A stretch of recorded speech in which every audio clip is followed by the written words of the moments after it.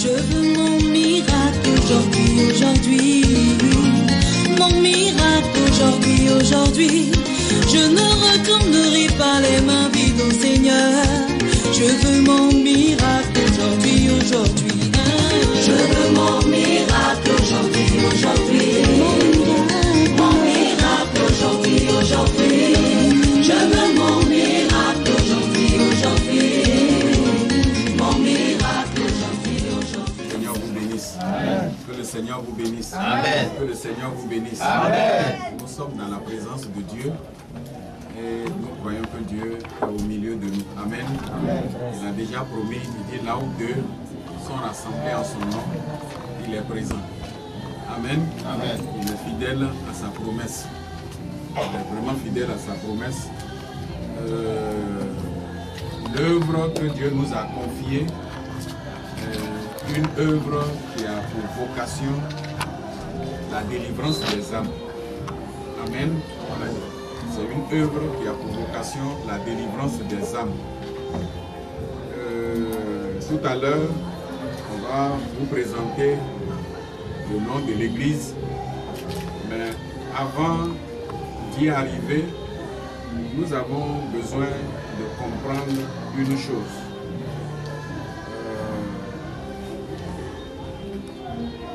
Nous allons prendre nos Bibles dans Psaume 139. Psaume 139.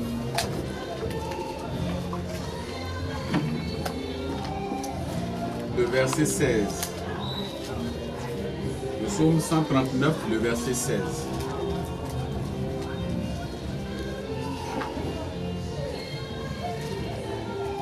Psaume 139, le verset 16. Vous l'avez trouvé? Psaume 139, le verset 16.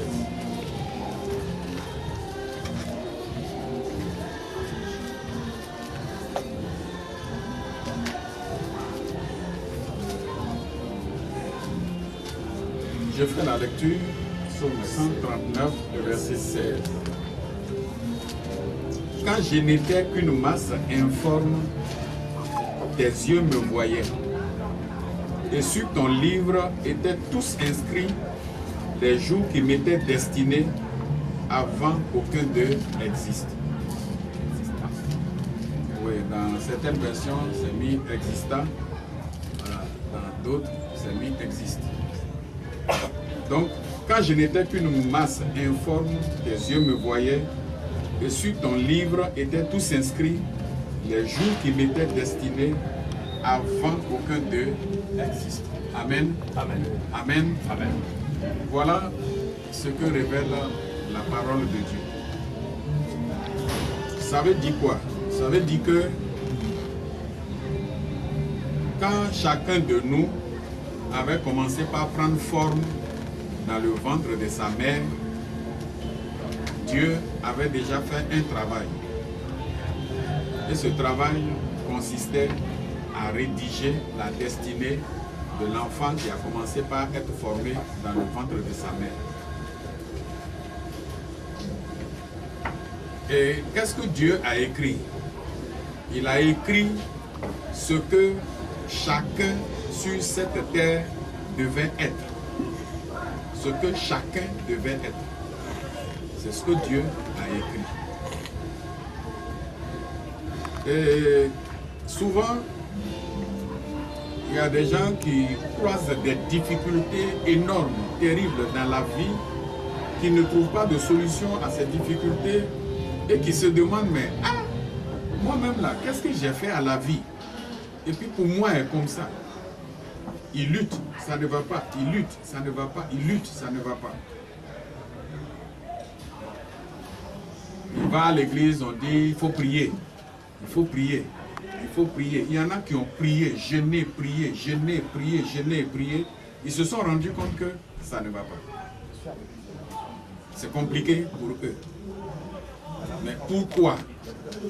Tout ça là, on a besoin de connaître. On a besoin de connaître. Dans les églises, comme le docteur l'a dit tout à l'heure, bon, on dit qu'il faut être sauvé pour aller au ciel. Oui, c'est normal, il faut être sauvé pour aller au ciel. Et on dit, bon,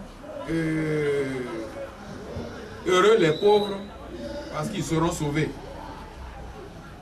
Il est sauvé, tu te sanctifies, tu ne commets plus le péché. Peut-être avant tu étais prostituée, avant tu étais voleur, avant tu étais brigand. Bon, tu as laissé tout. C'est ça qu'on appelle la sanctification. Donc si tu meurs, tu vas aller au ciel. C'est bon. Mais pour le moment, tu n'es pas encore arrivé au ciel là-bas. Sur la terre, tu dois vivre. Et tu ne sais pas combien d'années tu vas vivre sur la terre. Est-ce que quelqu'un connaît le nombre de ces années ici pour me dire? Hein? Personne ne connaît le nombre de ces années ici pour me dire, ah vraiment, moi je suis venu là, je dois faire 30 ans pour retourner. Je dois faire 100 ans pour retourner. Personne ne le connaît. Dans le livre des Actes des Apôtres, Dieu a dit quoi? Acte chapitre 17. Vous notez? Acte 17, le verset 26. Je lis pour vous pour que nous gagnions du temps.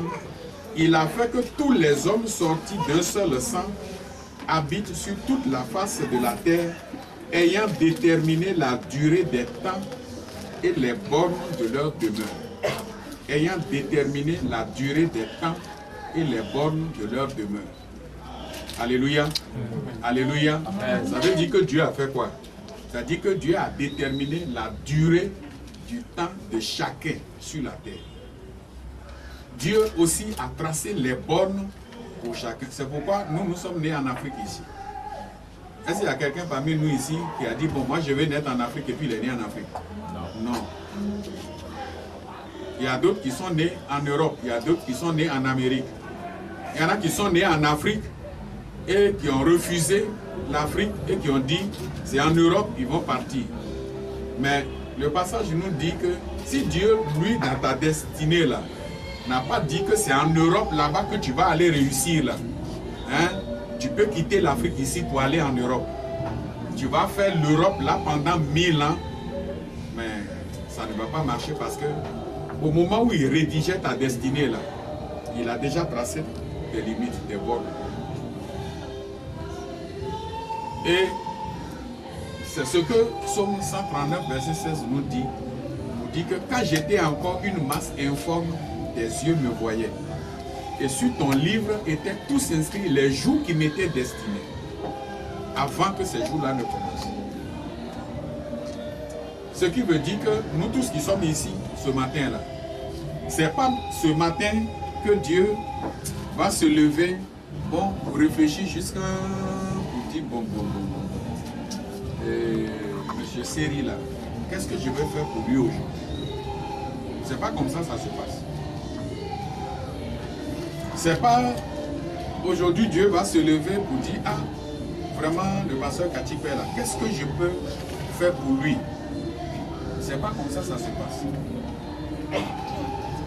Ce que Seri devait être sur la terre ici, le nombre d'années de vie qu'il devait passer sur la terre ici, ce qu'il doit réaliser sur la terre ici, quand il était encore dans le ventre de sa mère et qu'il n'était pas encore né, Dieu avait déjà pris le temps pour rédiger ça. C'est ce qu'on appelle la destinée de l'homme. Alléluia. Alléluia. Est-ce qu'on comprend? C'est ce qu'on appelle la destinée de l'homme. Et Dieu a dit, je connais les projets que j'ai formés sur vous. Ce ne sont pas des projets de malheur, mais ce sont des projets de bonheur, de succès, de réussite, pour vous donner un avenir fait d'espérance. Vous allez d'espérance en espérance, et comme l'espérance en Dieu ne trompe pas, votre espérance s'accomplit au jour le jour, et puis Dieu est glorifié. Donc il avait déjà tout rédigé. Et chacun de nous ici présent a sa destinée déjà rédigée depuis le ventre de sa mère. Ça fait que même quand tes parents disent que tu es un enfant non désiré, ce sont tes parents qui ont dit que tu es un enfant non désiré, mais ce n'est pas Dieu qui a dit ça. Dieu, lui, dans sa souveraineté, ne connaît pas d'enfant non désiré. Dès que la goutte est née dans les entrailles de la femme et que ça a commencé par se former pour devenir un enfant, que tes parents t'aient désiré ou pas, mais à partir du moment où tu vas être un enfant qui va naître, qui va vivre sur la terre ici, Dieu là, il prend son livre et puis il rédige ta destinée dans le livre. C'est ce qu'on appelle le livre des destinées. Et le jour où tu nais et que tu as poussé ton premier cri, tu es venu sur la terre ici là, allez, cette destinée se met en marche. Ça commence. Où se trouve le problème? Le problème est que Satan, qui est l'ennemi de Dieu, l'adversaire de Dieu, qui sait que l'enfant qui est en train d'être formé dans le ventre de la mère, l'enfant là est créé à l'image de Dieu, à la ressemblance de Dieu, et que Dieu a déjà mis sur la terre tout ce qui est nécessaire pour son épanouissement, tout ce qui est nécessaire pour son succès, sa réussite. Satan sait que si cet enfant-là, ce que Dieu a rédigé pour lui, si ça doit s'accomplir, mais chaque jour on va rendre gloire à Dieu. Chaque jour on va célébrer Dieu. Chaque jour on va rendre gloire à Dieu. Chaque jour on va rendre gloire à Dieu. Et comme il est l'adversaire de Dieu, il se met devant l'homme qui naît et il dit, Dieu a rédigé ça pour toi, mais ta main ne va pas toucher. Dieu a prévu ça pour toi, mais toi tu ne vas pas avoir. Dieu a prévu ça pour toi, mais toi tu ne vas pas avoir. Voilà le problème de l'homme. Et Satan, il n'a pas le pouvoir d'effacer ta destinée. Parce que c'est écrit dans le livre de Dieu, Satan n'a pas accès à ça. Il ne peut pas l'effacer. Il ne peut pas aussi l'annuler. Il ne peut pas. Mais il y a une seule chose dont il est capable. Et cette chose, vous savez c'est quoi? C'est de vous retarder. En faisant quoi? En mettant des obstacles devant vous. En mettant des obstacles devant vous. Jour après jour. Jour après jour. Jour après jour. Jour après jour. Il vous retarde là. Vous ne pouvez pas avancer normalement. Mais au fur et à mesure qu'il vous retarde, les années font quoi? Mes frères, les années font quoi? Les années passent. Il sait qu'il ne peut pas annuler la destinée que Dieu a rédigée pour toi. Il sait qu'il ne peut pas effacer ça. Il met des obstacles devant toi. Et puis, on va le démontrer, vous allez voir. Je vais quitter ici pour aller là-bas. C'est pas ça? Je suppose que c'est ça qui est ma destinée que Dieu a rédigée. Et d'ici jusqu'à là-bas, il y a des bénédictions que Dieu a placées sur mon chemin que je dois croiser. Il a prévu ce qu'on appelle les bienfaiteurs. C'est-à-dire des gens qu'il a désignés déjà dans la vie avant que toi tu ne naisses. Comme il était en train de rédiger ta destinée, il sait que tu ne peux pas réussir seul. Il sait que tu ne peux pas être béni seul. Donc, il faut des gens par qui il va passer pour t'accorder des grâces, pour t'aider à avoir une place dans la société. Il faut quelqu'un pour te prendre en mariage, pour que tu sois heureux, pour que tu sois heureuse. Il faut que tu aies des enfants, que ces enfants soient bénis, pour que ta joie soit grande. Donc, qu'est-ce qu'il va faire? Il va constituer des obstacles qu'il va placer devant toi à chaque moment pour t'empêcher de toucher la bénédiction que Dieu t'a donnée. Si ce processus que le diable utilise n'existait pas, j'ai dit tout homme qui naît allait voir sa destinée s'accomplir simplement. Il va marcher sans problème jusqu'à arriver où il va arriver, les jours que Dieu a comptés pour lui, quand ces jours sont finis, il retourne vers Dieu. Alléluia. Amen. Alléluia. Amen. Mais vous avez vu, j'ai quitté ici, je suis arrivé là. Est-ce que j'ai eu problème? J'ai eu problème, mon frère. Il faut venir m'empêcher d'arriver là-bas. Vous comprenez? Voilà. Maintenant, tu n'es pas diable, hein? Tu vas jouer son rôle quand même. Alléluia. Amen. Parce qu'on a besoin de comprendre. Si on ne comprend pas, on va suivre les gens simplement. On ne suit pas les gens sans raison. Ce qui se passe dans le spirituel, c'est ce qu'on est en train de vous montrer. Maintenant, constitue un obstacle pour moi, pour m'empêcher d'arriver là-bas. Donc, moi, je veux arriver là-bas. Vous voyez que lui-même, il ne peut pas jouer son rôle. Qui peut jouer le rôle à sa place pour moi? Voilà. On n'est pas en train de s'amuser. Alléluia. Amen. Alléluia. Amen. Vous connaîtrez la vérité et la vérité vous affranchira. C'est ça qui est la vérité au fait. Vous comprenez? Parce que le ministère auquel vous êtes appelé, le rôle que le ministère doit jouer, c'est ça que vous devez connaître, c'est ça que vous devez comprendre, c'est ça qui est important. Ma destinée est rédigée par Dieu. Satan peut effacer ça? Il ne peut pas effacer. Il ne peut pas effacer. Il peut annuler? Il ne peut pas annuler. Mais il y a une chose que lui, il est convaincu de pouvoir faire. C'est de m'empêcher d'atteindre le but que Dieu s'est fixé pour moi. Donc, je prends ma route, la route de ma destinée, je dois passer. Je dois partir. Je dois passer. Est-ce que j'arrive à progresser normalement? Hein? Mais pourquoi? C'est pas parce que c'est Dieu qui a écrit. Dieu a écrit, mais il y a un obstacle qui s'est placé sur ton chemin. Il y a un obstacle qui s'est placé sur ton chemin. Vous voyez que finalement, on ne peut pas évoluer normalement. On ne peut pas évoluer parce que c'est le seul obstacle qui est là. Et ce que moi, je peux mettre 10 ans pour réaliser, je vais passer 20 ans et puis je ne vais même pas faire un peu dedans. À cause de cet obstacle. Et comme Satan ne peut pas annuler, il ne peut pas effacer, il constitue un obstacle pour toi. Et au fur et à mesure qu'il met les obstacles, tu n'arrives pas à avancer. Les années passent. Les années passent. Est-ce que Dieu va dire, bon, comme tu n'as pas pu tout réaliser, je t'ai donné 60 ans pour vivre. Bon, les 60 ans sont venus, donc je te donne encore 60 ans parce que tu n'as pas pu réaliser. Si tes années sont finies, tu fais quoi?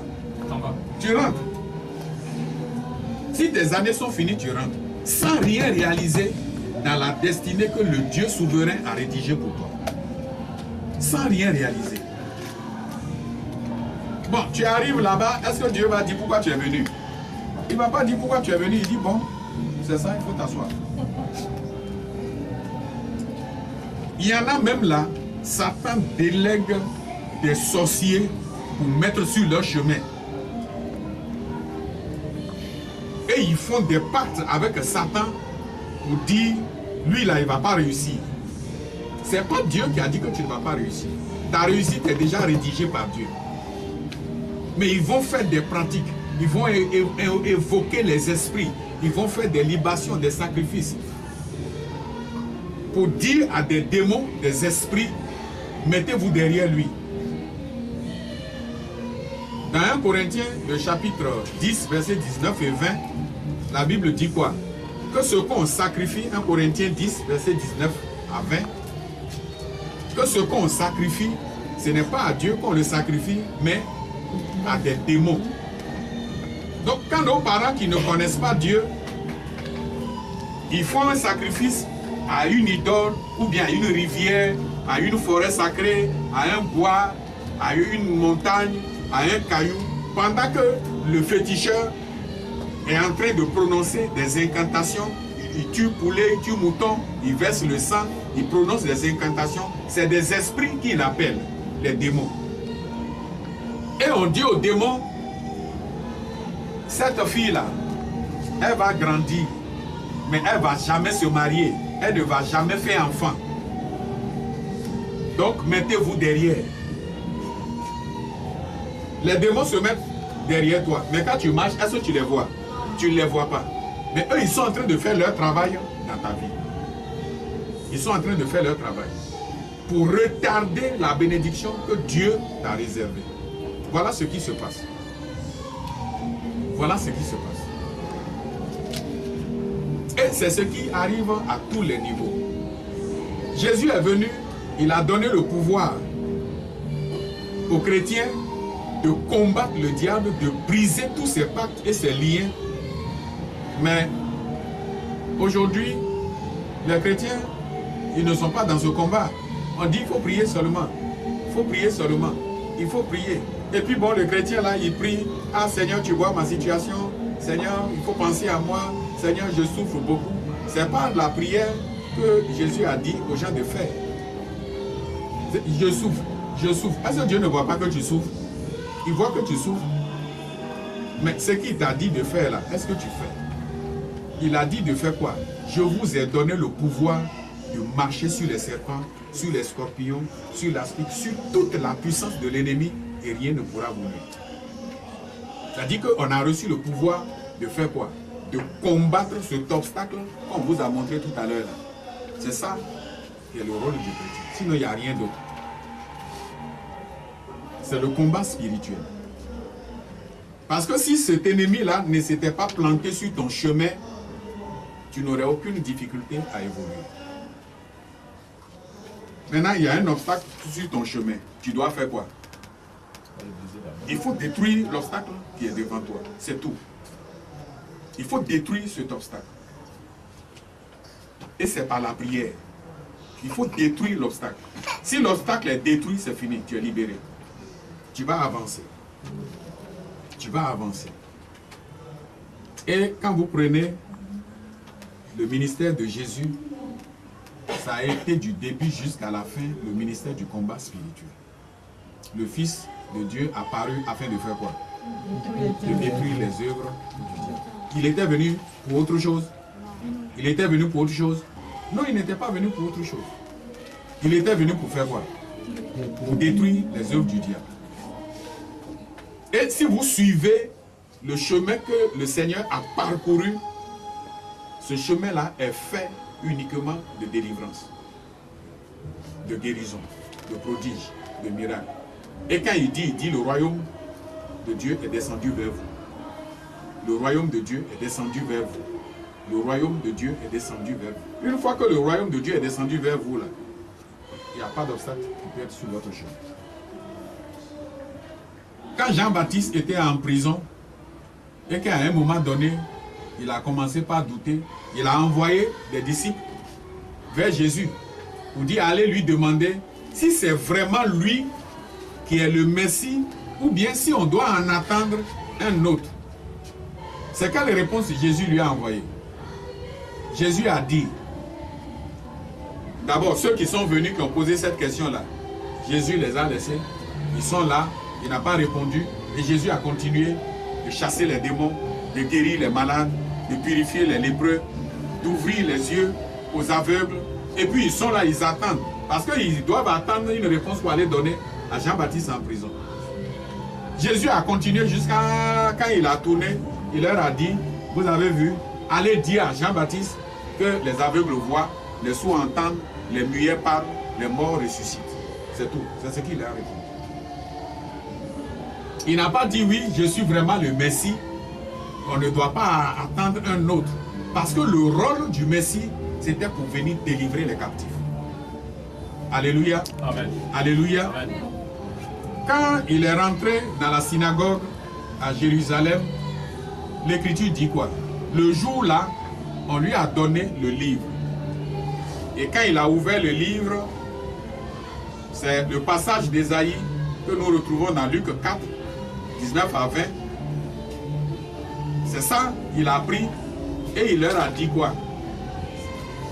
L'Esprit du Seigneur est sur moi parce qu'il m'a oint pour annoncer une bonne nouvelle aux pauvres, pour ouvrir les yeux aux aveugles, pour renvoyer libres les opprimés, pour libérer les captifs, pour proclamer une année de grâce de la part du Seigneur. Et quand il a fini, il a refermé le livre, Il leur a donné ça et puis il a dit quoi? Cette parole de l'écriture vient de s'accomplir. C'est tout. C'est cette écriture-là qui doit s'accomplir dans la vie de tout homme qui a accepté Jésus. Et si ça ne s'accomplit pas dans la vie de la personne, c'est que ce n'est pas Jésus qui a accepté. On dit si quelqu'un est en Christ, il est une nouvelle créature. Les choses anciennes sont passées. Toutes choses sont devenues nouvelles. Mais quand toi-même tu regardes dans ta vie là, ça fait 5 ans que tu es en Jésus. Ça fait 10 ans que tu es en Jésus. Ça fait 15 ans que tu es en Jésus. Mais si tu es vraiment une nouvelle créature et que les anciennes choses sont passées et que tout est devenu nouveau pour toi, est-ce que c'est quelqu'un qui va te dire? Mais il y a des gens qui disent ça, mais quand même eux-mêmes ils examinent leur vie jusqu'à... Ils savent que rien n'est devenu nouveau. C'est-à-dire les mêmes souffrances que tu entraînais dans le monde, que tu connaissais dans le monde, c'est les mêmes problèmes, les mêmes souffrances là, depuis 5 ans, 10 ans dans la vie chrétienne. Ça n'avait rien à changer. Mais pourquoi? Parce qu'il y a un fondement qu'il faut détruire. Et le fondement là n'est pas détruit. Le fondement n'est pas détruit. Si le fondement démoniaque là n'est pas détruit, que tu es en train de bâtir dessus ta vie ne peut pas prospérer. Ta vie ne peut pas prospérer. C'est pourquoi l'Église évangélique, pour la délivrance, la bénédiction et le salut en Jésus-Christ, a pour vocation la délivrance des âmes. Ce n'est pas pour autre chose. Parce que tu es riche. Que tu le veuilles ou non, Dieu t'a donné des richesses. Les richesses là sont déjà là. Ce n'est pas aujourd'hui Dieu va demander s'il va te donner. Tu es chef d'entreprise. Dieu l'avait déjà écrit avant que tu ne sois né. Tu es un PDG quelque part. Tu es quelqu'un, ta position que Dieu avait prévue. Si aujourd'hui tu étais à cette position-là, même là, toi-même là, donc tu saurais que, ah, c'est pour moi Dieu a écrit tout ça là. Tout ça là, ça est là. Mais l'ennemi a mis la main dessus. Il a mis la main dessus. Aussi longtemps que sa main est dessus, toi tu seras en train de souffrir. Les années seront en train de passer. Tu seras en train de souffrir. Les années sont en train de passer. Tu es en train de souffrir. Les années sont en train de passer. Ta place que Dieu t'a réservée, le démon va dire, donnez la place là à quelqu'un d'autre. On dit c'est sa place. Mais moi j'ai dit, il ne doit pas être là parce que ses parents ont signé pacte avec moi. On dit que eux là, ils ne doivent pas réussir dans la vie. Donc c'est moi je suis là pour les empêcher. Voilà la réalité. Il y a un de nos frères comme ça qui a connu ce problème quand il était à Dubaï. Il a entendu une annonce sur le net. Et cette place-là lui convient. Il a fait tout le dossier et puis il est parti. Il est le tout premier à aller. La dame qu'il a reçue l'a tellement bien reçu. Quand il a consulté son dossier, il lui a dit, mais c'est des gens comme vous là on cherche. Sur place, elle a commencé par lui demander, ah, est-ce que tu as le permis de conduire? Parce que voici les avantages, ceci ou ça. Mais mes frères, subitement, la dame là a changé. La dame a dit, ah monsieur, bon c'est bon, vous pouvez partir, on ne peut pas vous prendre. Le frère est surpris. Il dit, mais ah, madame, il y a quoi? La dame dit, non, non, non, non, non, c'est pas la peine, monsieur. Bon, on dirait que non, je me trompe. Prenez vos dossiers, allez-y. Il dit, mais je ne vous comprends pas. La dame dit, non, moi je ne veux pas avoir des problèmes. Il dit, mais comment vous allez avoir des problèmes? La dame dit, non, non, non, non, monsieur, bon, vous savez, les blancs, pour eux là, c'est comme ça, hein. Non, vraiment, bon, moi, je ne peux pas. On me dit que si je vous donne le travail, que moi j'aurai des problèmes. C'est ce que la femme lui a dit. Or, ils sont deux dans le bureau. Non, on me dit que si je vous donne le travail, que moi j'aurai des problèmes. Et puis il demande à la dame, mais qui vous a dit ça? Nous sommes deux. La dame dit non, non, non, non, non, moi je suis sous instruction. Monsieur, moi je ne veux pas de problème. Elle a jeté le dossier devant le frère. Mais ils sont deux dans le bureau. Il est obligé de prendre ses papiers pour sortir. Il a dit quand il est sorti là, il était déprimé, il était découragé. Il n'a rien compris de tout ce qui s'est passé. Quand il est arrivé chez lui à la maison, le dossier là, quand il a pris, il l'a jeté sur le lit. Lui-même, il est tombé comme ça, la renverse sur le lit. Là. Il dit c'est le matin qu'il s'est réveillé. Il n'a plus eu la force de quoi que ce soit. Il est resté là, il a dormi jusqu'à le lendemain. Il a perdu la place là. C'est quand il est revenu et qu'on s'est entretenu qu'on a commencé par prier. Pas prier, pas prier, pas prier. On a attaqué la racine de ces obstacles-là, qu'il est terrassé, que l'esprit s'est présenté devant lui. Et l'esprit a commencé par expliquer les choses. L'esprit a commencé par parler. Pas parler, c'est l'esprit qui a expliqué que c'est lui qui s'était présenté dans le bureau là-bas pour dire à la dame, si tu prends le monsieur là dans ton entreprise là, tu vas perdre ta place. Mais lui, il ne savait pas ce qui se passait.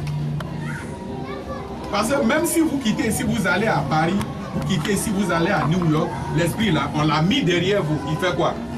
Il vous suit partout. Il vous suit partout. Et c'est comme ça, beaucoup se promènent avec les mauvais esprits derrière Dieu. Vraiment, il faut supporter ce qui est sûr.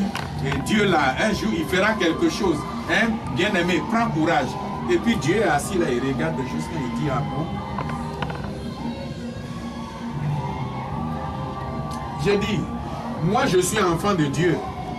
Et puis ça, c'est la volonté de Dieu que moi j'échoue dans ce que moi je fais. Vous trouvez que c'est la volonté de Dieu? Ce n'est pas la volonté de Dieu. Mais comme les hommes de Dieu ne savent plus qu'est-ce qu'il faut faire, bon, il faut vous encourager quand même à demeurer dans le Seigneur. On dit non, hein, prends courage. Hein, ça c'est la volonté de Dieu. Ça n'a jamais été la volonté de Dieu, l'échec de ses enfants. Ce qui cause l'échec, l'obstacle, c'est ça il faut détruire, il faut briser. C'est ça il faut enlever. Et c'est à ça que nous sommes appelés. C'est pourquoi nous allons passer tout à l'heure du temps pour prier. C'est la prière, rien d'autre que la prière. Et si nous comprenons la chose comme ça et que nous nous engageons dans la prière, vous allez voir que c'est fini, le problème est réglé. Le problème est réglé. Il y a des choses que nous ne considérons pas parce que nous ne savons pas que c'est comme ça, ça se passe. Moi, j'ai pris des gens en entretien. Quand tu lui demandes ton grand-père là, tu le connais? Non. Mais comment il s'appelle? Moi-même, je ne connais pas son nom. Il ne connaît pas le nom de son grand-père. Est-ce que c'est le nom de son arrière-grand-père qu'il va connaître? Hein? Mais quand tu lui dis, ah, mais c'est important. Lui-même, là, il est mort, ça fait longtemps. Qu'est-ce qu'on va faire avec lui? Or, l'Écriture dit que le problème que toi tu as aujourd'hui, là, on va fouiller ta vie, là. On va trouver la racine dans un passé très lointain. Toi, tu n'étais pas encore né. Ton grand-père n'était pas encore né. Ton arrière-grand-père n'était pas encore né. Quand la chose a été semée dans votre vie. Maintenant, si on n'a pas fouillé, comment tu vas faire pour savoir? Tu ne peux pas savoir. Il y a des gens qui ont des problèmes de lien. Et le lien date de longtemps. Mais dans l'église, souvent, quand quelqu'un, ça ne va pas chez lui, il y a des difficultés, c'est quoi on fouille? Est-ce qu'il n'est pas dans le péché? Hein? Est-ce que tu n'as pas commis impudicité? Est-ce que tu n'as pas commis adultère? Comme si, ça dit, c'est ça seul qui est l'obstacle. Mais quand tu regardes dans ta vie, jusqu'à tu sais que tu n'es plus dans ces choses. Mais quand même, ça ne va pas. Pourquoi ça ne va pas? Parce que tu ne connais pas la racine. Et l'Église, pour la délivrance, vous aide à aller jusqu'à la racine. Alléluia. Amen. Alléluia. Amen. L'Église vous aide à aller jusqu'à la racine. Quand vous trouvez la racine, quand vous déracinez le mal, c'est fini. Partout, ça agit là, ça sèche. Votre problème est réglé. Votre problème est réglé. C'est terminé. C'est pourquoi, moi j'ai dit, quand je suis arrivé à Guiglo, pour la passation de service dans le temps, je leur ai dit quoi? J'ai dit, je suis venu vous aider à chercher le livre de votre destin. C'est tout. Dieu ne m'a pas envoyé pour autre chose. C'était bizarre aux yeux des gens. On dit, c'est quel livre encore? J'étais le premier.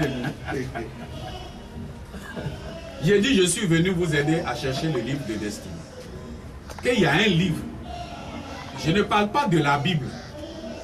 Quelqu'un va venir, un pasteur va venir, il va dire non, il ne parle pas de la Bible, il parle d'un autre livre, c'est le livre des destinées, ça c'est quoi encore? Je dis non, il y a la Bible qui est la parole de Dieu. Vous connaissez ça tous. Vous pouvez acheter ça dans les librairies chrétiennes. Chacun a la Bible sur lui. Ça c'est la parole de Dieu. Mais ce n'est pas suffisant. La parole de Dieu, son rôle dans notre main là, c'est quoi? C'est pour nous apprendre à marcher avec Dieu. Amen. Amen. Voilà son rôle. Tu veux marcher avec Dieu? Oui. Alors on prend sa parole et on t'instruit. On t'instruit. Voici, pour marcher avec Dieu, voici comment on fait. Voici ce que Dieu demande. Si tu fais ça, tu vas plaire à Dieu. Si tu fais ça là, Dieu ne sera pas d'accord avec toi. Voilà son rôle, c'est tout. C'est le rôle que la Bible joue dans notre main. Mais il y a un autre livre, celui dont je viens de vous parler, qui est le livre des destinées. C'est-à-dire que ce que toi tu vas devenir sur la terre ici jusqu'à ce que tes jours finissent et que tu retournes à Dieu là. Ce n'est pas un fait de hasard. Dieu aussi a écrit ça. Ta page se trouve dans ce livre. Et puis c'est Dieu seul qui détient ça. Il n'y a pas quelqu'un qui détient ce livre-là. Donc, quand chaque jour arrive, ce que Dieu a prévu pour toi dans ce livre-là, ça doit faire quoi? Mes frères, ça doit faire quoi? Ça doit s'accomplir. Quand ce jour-là passe, le jour qui va suivre, ce que Dieu a prévu longtemps d'avance pour toi, ça doit faire quoi? C'est comme ça ta destinée là, ça avance. Mais pour voir ça là, est-ce que c'est dans la Bible, on va regarder? Hein? Non. C'est pas dans la Bible, on va regarder. Et c'est ce livre-là, souvent, quand Dieu, tu es sûr, tu es là, tu es là, tu es né, tu as commencé par vivre, tu as commencé par grandir. Quand il y a un obstacle devant toi et que Dieu veut t'avertir, Dieu veut te donner des consignes, tu t'en vas te coucher, tu dors, Dieu vient te trouver là-bas. Vous comprenez? Ce n'est pas la Bible, il vient prendre. Il vient te trouver dans ton sommeil et puis il te fait une révélation. Ou bien, il te présente une vision. Tu es là, on dirait un léger sommeil va te prendre, tu ne dors pas, et puis un tableau se présente devant toi. Et puis pif, ça passe. Tu dis, mais ça c'est quoi ça? Mais toutes ces choses-là, les gens les négligent. Ils ne comprennent pas. Or, Dieu a dit quoi dans Job 33? Dieu parle tantôt d'une manière, tantôt d'une autre, et les hommes n'y prennent point garde. Voilà ça. Et quand toi tu étais encore païen là, tu n'étais même pas encore chrétien. Dieu là, il se révélait à toi. Mais par rapport à ta destinée. Par rapport à ta destinée. Mais comme tu ne connais pas, il n'y a personne pour t'expliquer. Ah, quand tu te réveilles, j'ai fait un rêve cette nuit-là. Le rêve là est bizarre. Et puis tu continues ton chemin. Ils sont devenus chrétiens. Hein. Dieu leur fait des révélations. Ça ne leur dit rien. Ça ne leur dit rien.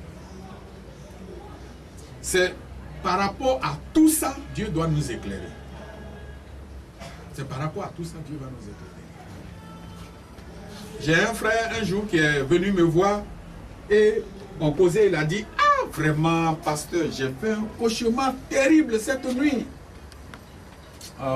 Vraiment mauvais rêve comme ça. Ça je l'ai regardé jusqu'à, j'ai dit, mais pourquoi tu dis c'est mauvais rêve? Il dit, ah mais j'ai failli mourir dans un rêve là. J'ai dit non, c'est pas un mauvais rêve, c'est un bon rêve. Il était scandalisé.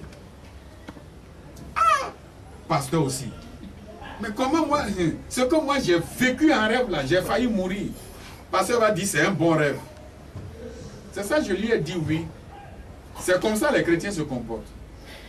Quand il dort et qu'il voit qu'il est dans une jolie voiture, qu'il roulait, quand il se réveille, il est content. Il sait que ça c'est bon rêve. Mais quand on le poursuit en rêve, on veut le tuer, jusqu'à ce qu'il s'est réveillé, il dit ça c'est un mauvais rêve. C'est ça, je lui ai dit, c'est parce que vous ne comprenez pas. C'est Dieu qui est en train de se révéler à toi pour dire que ta vie est en danger. S'il te dit ta vie est en danger, je crois que si tu te réveilles, tu vas chercher à savoir pourquoi ma vie est en danger. Qu'est-ce qui menace ma vie? Qu'est-ce que je dois faire? C'est comme ça. C'est ça que je lui ai dit, mais à supposer que le danger qui te menace et puis Dieu t'a fait voir ce danger-là. En lieu et place, Dieu te montrait que tu étais sur un grand chantier et que les bâtiments étaient en train de monter et les ouvriers sont en train de travailler. Tout ça, c'est pour toi. Et puis, tu es en train de réaliser et c'est toi qui es le patron. Les gens viennent pour dire, mon patron, on fait quoi encore? Patron, on fait quoi encore? Quand tu vas te réveiller là, quel serait ton sentiment? Il dit, mais je serai dans la joie parce que je sais que ça, c'est une bénédiction. Je lui ai dit, tu as vu, non?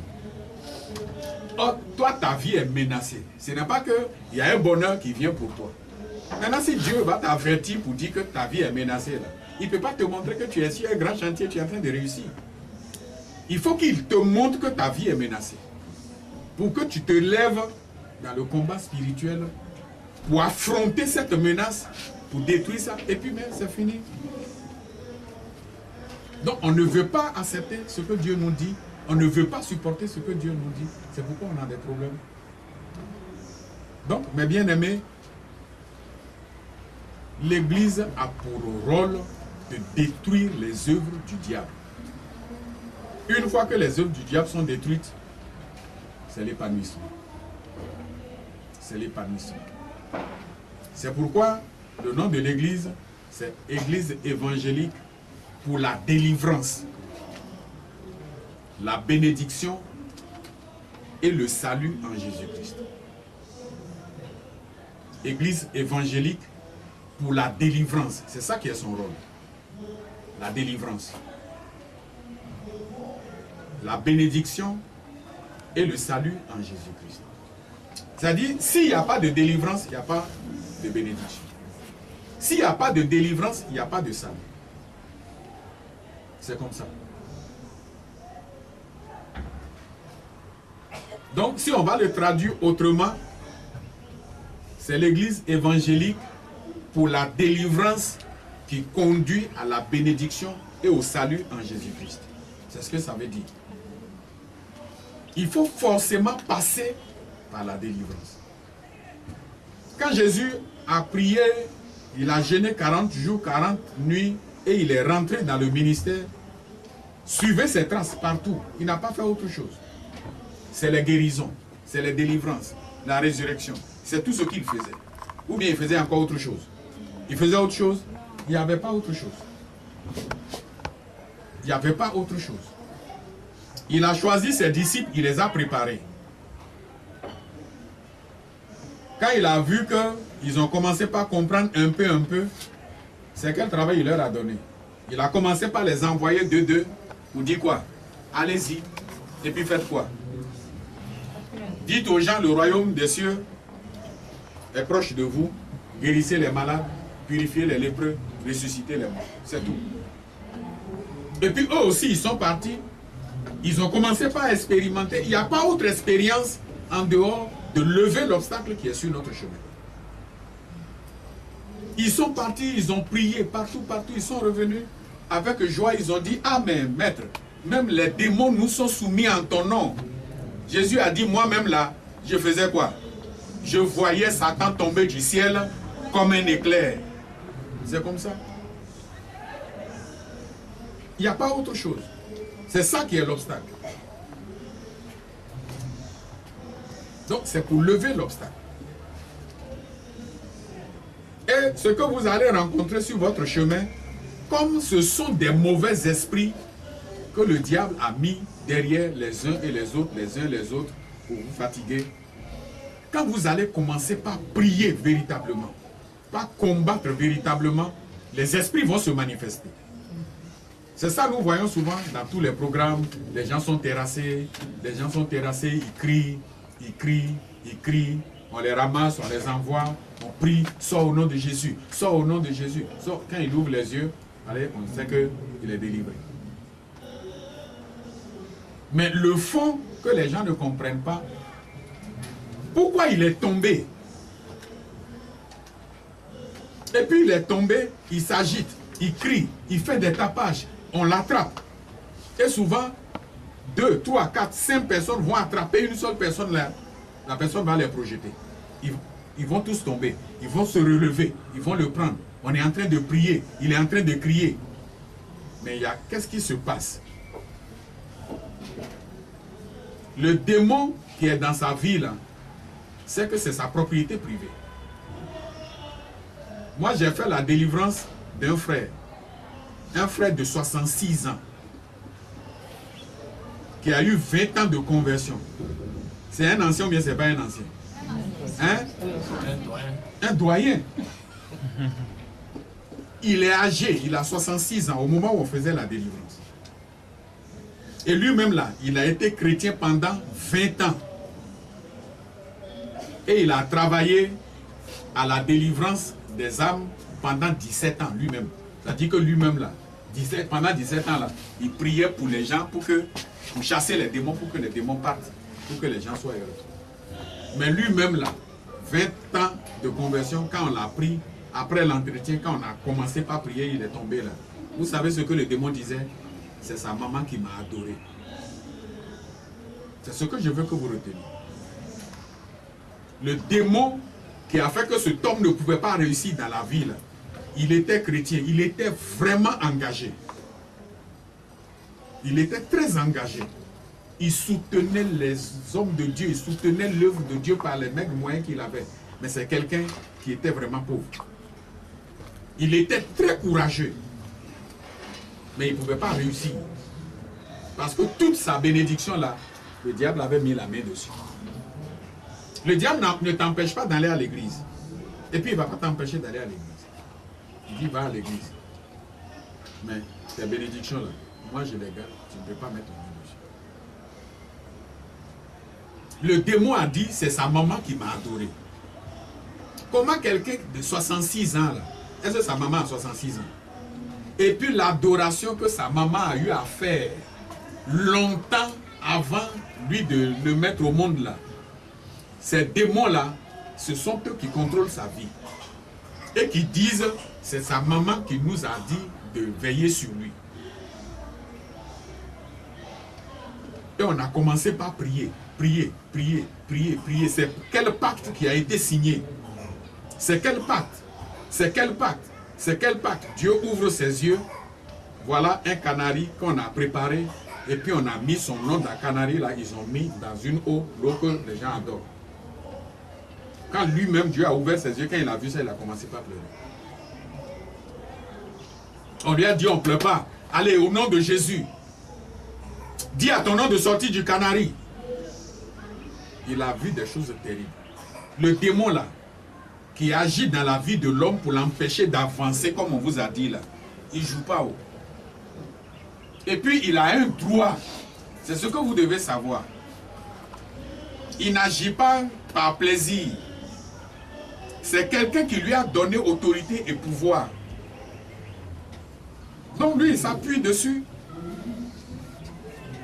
Toi, tu as acheté ton terrain. Tu as tous les papiers. Tu as les titres fonciers. Il reste quoi encore? Le terrain, c'est pour toi ou bien c'est pas pour toi? C'est pour toi. Tu es là un matin et puis quelqu'un vient déverser sable dessus pour commencer par taper des briques pour construire une maison. Toi, tu vas faire quoi? Tu es là et puis tu le regardes.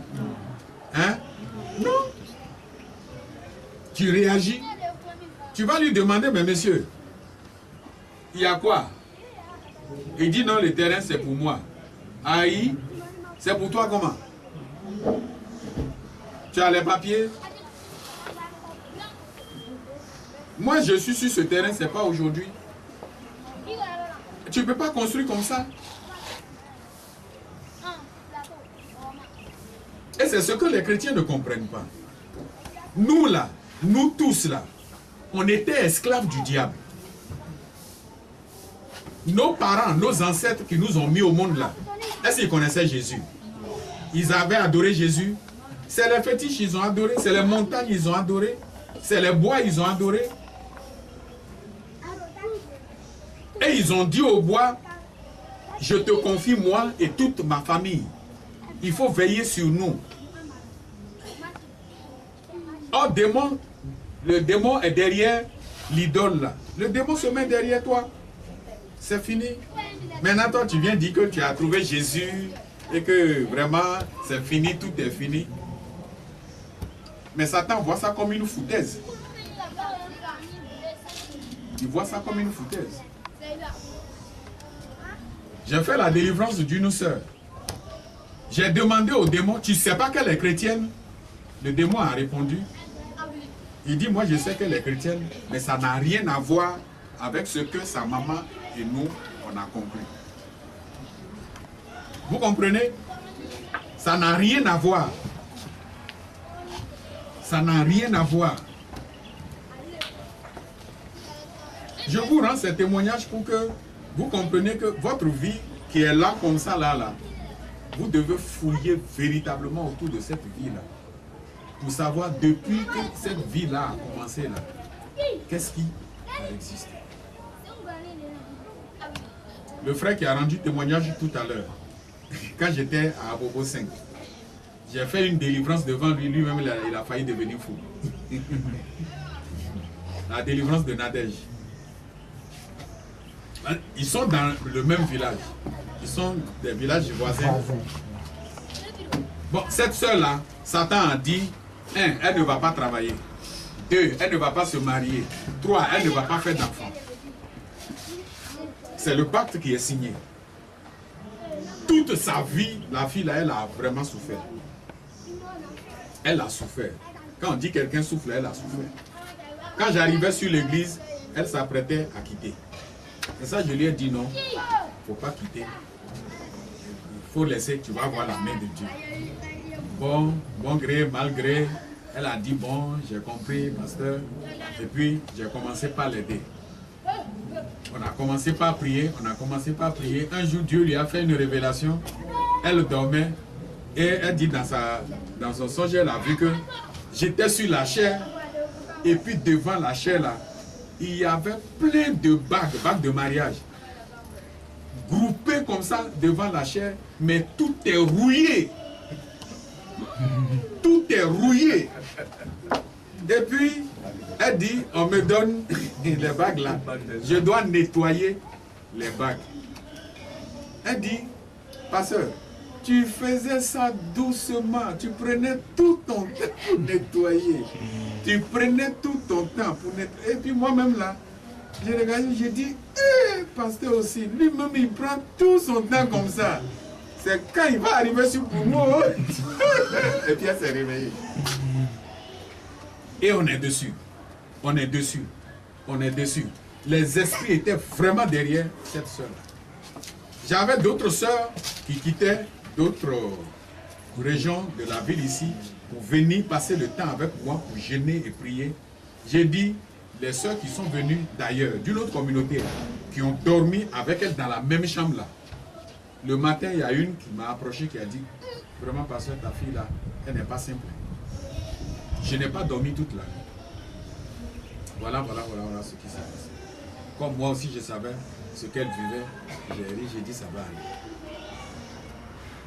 Il y a un frère qui a écrit pour cette soeur-là, pour la prendre en mariage. Quand le frère a déposé sa lettre de sentiment pour la prendre là, oh là là, accident, accident, accident, accident, accident, accident, accident, jusqu'à... Le frère est revenu me voir, il a dit, ah vraiment, parce que je demande pardon, mais depuis que j'ai écrit pour dire je vais prendre la soeur là en mariage, c'est Dieu seulement qui était avec moi, sinon depuis là, j'étais déjà mort. Donc je suis venu te demander pardon, je vais annuler la lettre. Quand il a dit ça, j'ai ri. Parce que je sais la femme qu'il voulait prendre.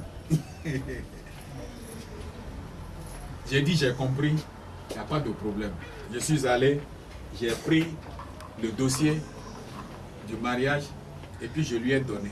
J'ai dit, bon, il faut t'asseoir, prends tout ton temps, il faut lire. Si tu veux même là, il faut prendre note. Parce que quand vous voulez aider les gens là, il faut les aider. C'est quelque chose qui est à la base. J'ai dit, prends ton temps, il faut lire. Parce que ces dossiers ne sont pas traités convenablement. Le frère écrit, lui, il dit toute sa vie dedans. On prend ça, on donne à la sœur. Il y a sa partie aussi, elle doit remplir. Elle prend le temps pour lire tout ce qui concerne la vie du frère. C'est ça ou bien c'est pas ça? Mais le frère ne connaît pas tout ce qui concerne sa vie. Et quand elle est finie de remplir, on prend, on donne aux gens pour traiter le dossier. Je lui ai dit, prends ton temps, il faut lire. Quand il a pris son temps, il a lu jusqu'à... Il a vu les choses que la sœur vit, ce qui est dans sa vie, ce qui est tout ça. Quand il a fini de lire, il a respiré. Il dit, pasteur, j'ai compris maintenant. Je ne vais plus renoncer, mais combat là, on va faire. On peut acclamer le Seigneur. Il dit, combat là, on va faire. Et lui aussi, il s'est engagé dans le combat. Le jour où je faisais sa délivrance, lui là, il était avec moi. Et on était en train de prier. On est en train de prier quand la fille là est terrassée là. Elle s'est retrouvée dans une source d'eau dans leur village là-bas. Et le démon a commencé par se manifester, par raconter des choses. Les choses que les démons racontaient là, comme lui il est de la région, là. Et il savait tout, il avait lâché de pour lui-même, il a laissé cas là. Il dit, pasteur, c'est vrai. Pasteur, c'est vrai. Pasteur, c'est comme ça qu'on a fait la délivrance de cette fille-là jusqu'à qu'on a fini. Examen, on dit, elle ne va jamais travailler. Chaque fois qu'elle passe un concours, un examen, elle va faire tous les dossiers. Soit elle ne passe pas l'examen, ou bien le jour de l'examen là, elle est en pleine composition, sa tête là, on dirait on a allumé le feu dedans. Elle ne va pas achever la composition. On a fait toutes ces délivrances là. Aujourd'hui où je vous parle là, le frère qui est venu pour dire qu'il va démissionner là, ils se sont mariés, ils sont ensemble, et ils ont fait des enfants, ils sont là. La soeur elle-même là, Premier accouchement jumeau. Premier accouchement des jumeaux. Oui. Et aujourd'hui, elle est professeure, elle enseigne. Mais pour devenir professeur là, combat qu'on a fait là, elle a déposé les dossiers. Le jour de l'examen est arrivé, elle va aller composer, ça ne va pas. J'ai dit examen là, tu vas faire. On a commencé par prier. Elle est partie. Premier jour. Composition. On dirait que c'est du feu qu'on a allumé dans sa tête. Elle a fini le premier jour. Elle est revenue. Elle dit, pasteur, vraiment, je ne peux plus continuer. J'ai dit, si tu vas mourir là, tu vas mourir sur la table de composition là. Et puis on va te transporter pour venir t'enterrer. Sinon, l'examen là, tu ne vas pas laisser. Et pendant qu'elle composait, on est dans le combat spirituel. Parce que c'est un obstacle qui est devant. On dit tu ne vas pas avancer. On a placé ta limite. On dit tu ne vas jamais dépasser cette limite. Mais tu vas dépasser au nom de Jésus. Amen. On est dessus jusqu'à... Elle a fini toute la composition. C'est le résultat de cette composition-là qui est sortie et puis elle est admise. Et c'est ça, elle est professeure aujourd'hui. Qui dit que l'homme là ne peut pas réaliser sa destinée? Tu dois réaliser ta destinée au nom de Jésus. Amen. Amen. Amen. C'est ça qui est le combat spirituel. Donc c'est à ce combat qu'on veut vous amener. C'est pas pour être dans les églises, on dit bon, et dans des temps, faites temps, non, il faut semer, il faut faire ça. Mais toi-même là, tu n'as pas de moyen, on dit de semer. Tu vas semer quoi? Hein? C'est ta destinée, il faut chercher d'abord. C'est sur ça l'ennemi a mis la main. C'est sur ça l'ennemi a mis la main. C'est pourquoi le logo de l'église, c'est quoi? C'est la Bible avec dedans un feu dévorant. Avec des chaînes brisées. Vous pouvez faire passer, on regarde. Voilà, c'est ça le logo de l'église. Vous pouvez faire passer là aussi. Voilà. Donc, c'est notre objectif, c'est la mission que Dieu nous a confiée. Vous pouvez distribuer, ils vont regarder. Parce que la parole de Dieu est un feu dévorant. Et cette parole, quand vous la prenez et que vous commencez le vrai combat spirituel, c'est-à-dire les chaînes là, n'ont qu'à être en airain, ça va se briser. Amen. Oui, ça brise les chaînes et ça rend l'homme libre. Amen. On détruit la malédiction. On détruit les fondements de la malédiction. C'est ça. Et on n'a pas autre chose à faire. Rien d'autre. Une fois que tu es libéré, tu peux adorer ton Dieu librement. Tu peux servir ton Dieu librement. Si tu as quelque chose pour ton Dieu, on n'a pas besoin même de te supplier. On n'a pas besoin de te demander. C'est ça, c'est avec joie même là que tu viens faire pour Dieu. C'est comme ça. C'est pourquoi Jésus, quand il partait, est-ce qu'il demandait quelque chose à quelqu'un? Non. C'est la délivrance. Il rentrait quelque part et voilà une veuve, son enfant est décédé et puis le cortège est en train de passer. Il a arrêté le cortège. Il a regardé la veuve là jusqu'à... Bon, il dit à la petite fille, il faut te lever. Et puis la fille a ouvert les yeux et puis c'est fini. Il dit bon, retournez à la maison, le cortège est dispersé. C'est terminé. Ils vont suivre Jésus ou bien ils ne vont pas suivre Jésus? Ils vont suivre Jésus. On dit quelqu'un est né aveugle. Depuis que lui il est né là, il n'a jamais vu le soleil là. Il n'a jamais vu le visage de ses propres parents. Jésus l'a trouvé. Jésus l'a guéri. Il voit clair. Les gens ont dit, mais est-ce que c'est vraiment lui qui était aveugle? Non, c'est pas lui. Lui-même il disait quoi? Il dit c'est moi. Il dit c'est moi. On dit appeler ses parents. Si jamais ses parents disent que c'est lui là, on va les chasser, ils vont voir. Ses parents sont venus, on dit, est-ce que c'est vraiment votre fils là qui est guéri? Comment il a été guéri?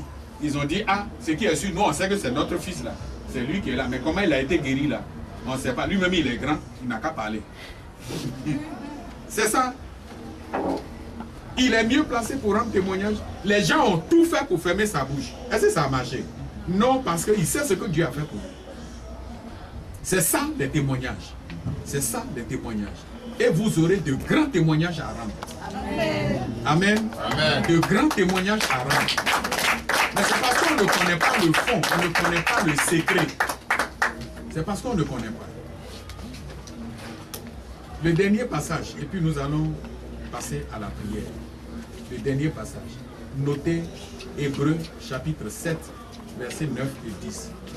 Et vous allez voir le mystère que Dieu nous explique là. Hébreux chapitre 7.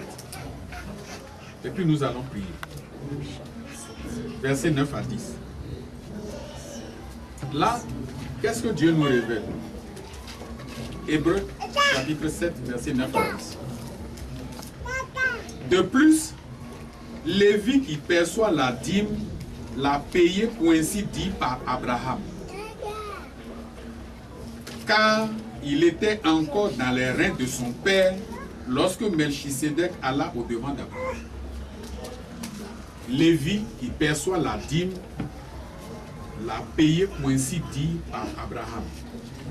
Car il était encore dans les reins de son père lorsque Melchisédek alla au-devant d'Abraham. Amen. Amen. Amen. Ça veut dire quoi?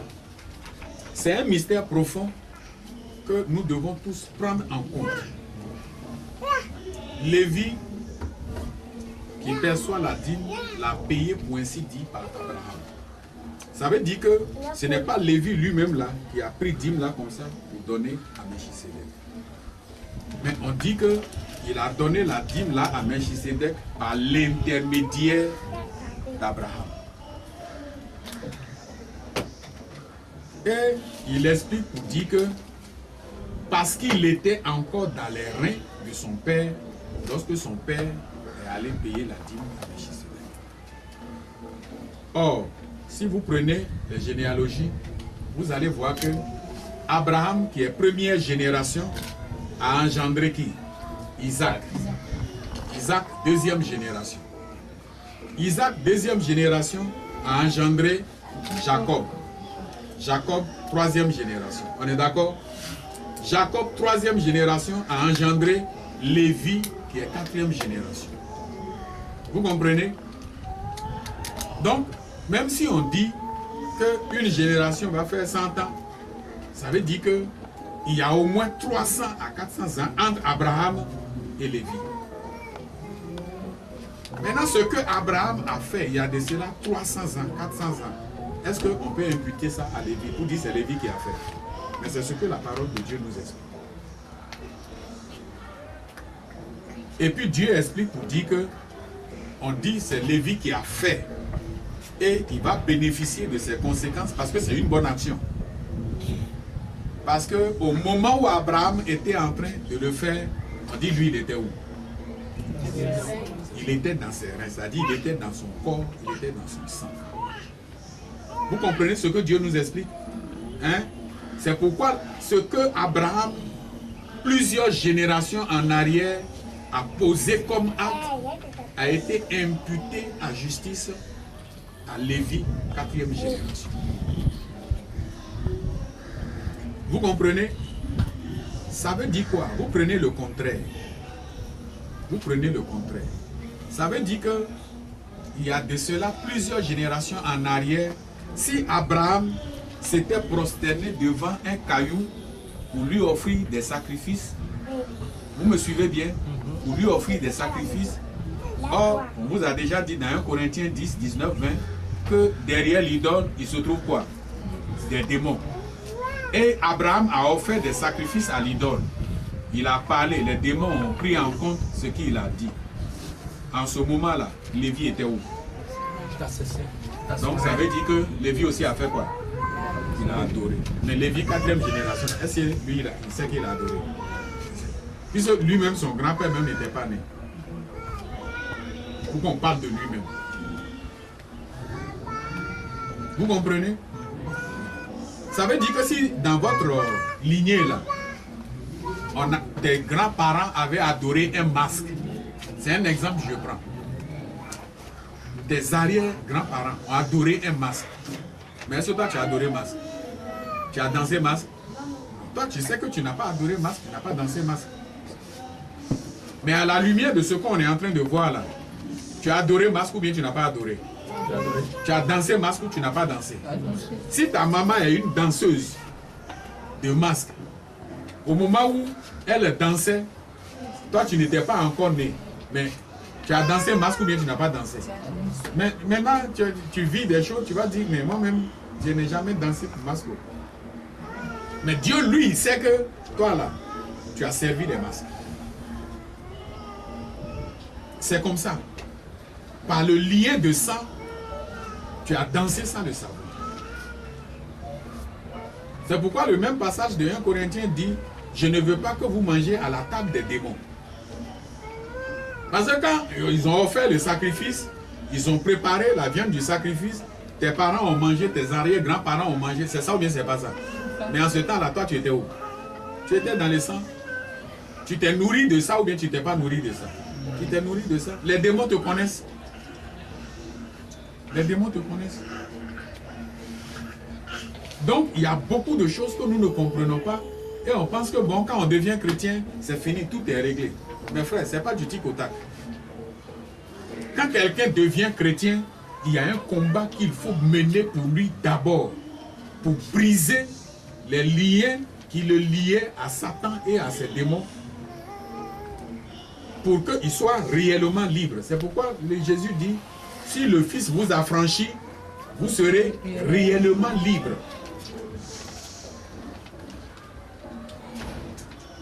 Donc, nous avons un arrière-plan spirituel démoniaque qui fait que Satan a un droit sur nous. Ne dites pas seulement j'ai accepté Jésus, c'est fini. C'est pas comme ça, c'est fini. C'est après ton combat, ta délivrance là, quand Dieu va briser totalement les chaînes, que toi tu diras je suis libre. Amen. Amen. Amen. Et c'est là, si tu es libre, ta bénédiction que Dieu t'a réservée là, tu peux entrer dans cette bénédiction. Le salut que Dieu t'a réservé là, tu peux dire mon salut est garanti. C'est comme ça. Donc sans la délivrance, on ne peut pas entrer dans sa bénédiction. Sans la délivrance, on ne peut pas obtenir son salut. C'est pourquoi nous vous encourageons. Ce n'est pas une affaire d'aller à l'église. C'est une affaire d'entrer dans sa destinée. Tu as accepté Jésus là, c'est vrai. Mais tu peux vivre toute ta vie chrétienne là, sans entrer dans ta destinée. Et puis tu es là, tu es pauvre, tu es là. Et puis c'est les pasteurs même qui vont t'encourager pour dire, oh, ce qui est sûr, heureux les pauvres. Il va prendre la Bible, il va dire, il est plus facile à un pauvre d'entrer dans le royaume de Dieu qu'à un riche de passer par les trous d'une aiguille. Mais Jésus a dit ça pour dire qu'il faut être pauvre sur la terre. S'il fallait être pauvre sur la terre, il n'allait pas créer tout ce que vous voyez là. La terre est regorgée de richesses, de minerais. C'est pas ça. C'est pour Satan Dieu a créé ça. C'est pour qui? C'est pour nous. Le ciel, la nouvelle Jérusalem là. Vous n'avez pas lu l'Apocalypse pour voir comment Dieu a bâti la nouvelle Jérusalem? C'est avec des matériaux précieux.